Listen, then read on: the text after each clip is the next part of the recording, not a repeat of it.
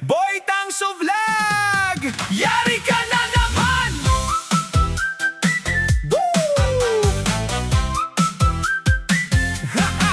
Boy Tanso Vlog, utang looy-looy, bayad likay-likay si Boy Tanso Vlog. Pagdating ng Lunes, wala na naman pamasahe si Boy Tanso Vlog. Papuntang trabaho, si Boy Tanso Vlog. Sakit na naman ang ulo ni Boy Tanso Vlog. Kung saan-saan na naman manghiram ng perang pamasahe papuntang trabaho, si Boy Tanso Vlog. Para lang makarating sa trabaho, si Boy Tanso Vlog.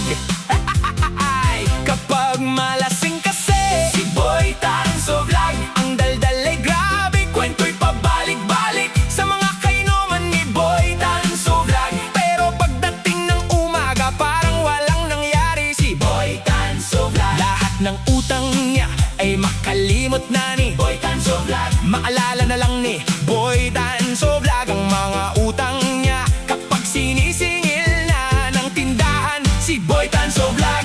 Kaso nagtatago na si Boy Tanso Vlog kapag walang pangbayad sa mga utang niya sa tindahan. Boy Tanso Vlog.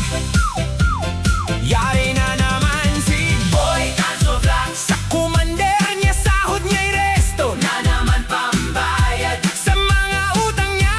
Boy Tanso Vlog. Wala na naman natira sa sahod ni Boy Tanso Vlog. Kapag Lunes, si Boy Tanso Vlog. Problema na naman sa pamasahe papuntang trabaho, si Boy Tanso Vlog. Sobra daldal kasi kumalasing Boy Tanso Vlog. Kwento pabalik-balik sa mga kainuman ni Boy Tanso Vlog. Sa tindahan kahit hindi na pautangin, si Boy Tanso Vlog. Namimilit para lang makautang sir, Boy Tanso Vlog. Pagdating ng bayaran, nagkatatago na si Boy Tanso Vlog. Sa mga inutangan niya, Boy Tanso Vlog. Utang looy-looy, bayad likay-likay, Boy Tanso Vlog. Boy Tanso Vlog. Utang looy-looy, bayad likay-likay, si Boy Tanso Vlog.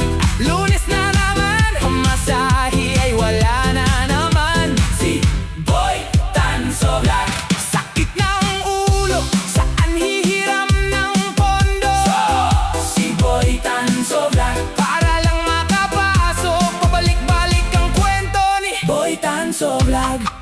Likay-likay, likay-likay, utang-utang, utang-utang, yari ka kay Commander. Kapag malasing kasi, si Boy Tanso Vlog. Kapag malasing kasi, si Boy Tanso Vlog. Kapag malasing kasi, si Boy Tanso Vlog. Yari na naman si Boy Tanso Vlog.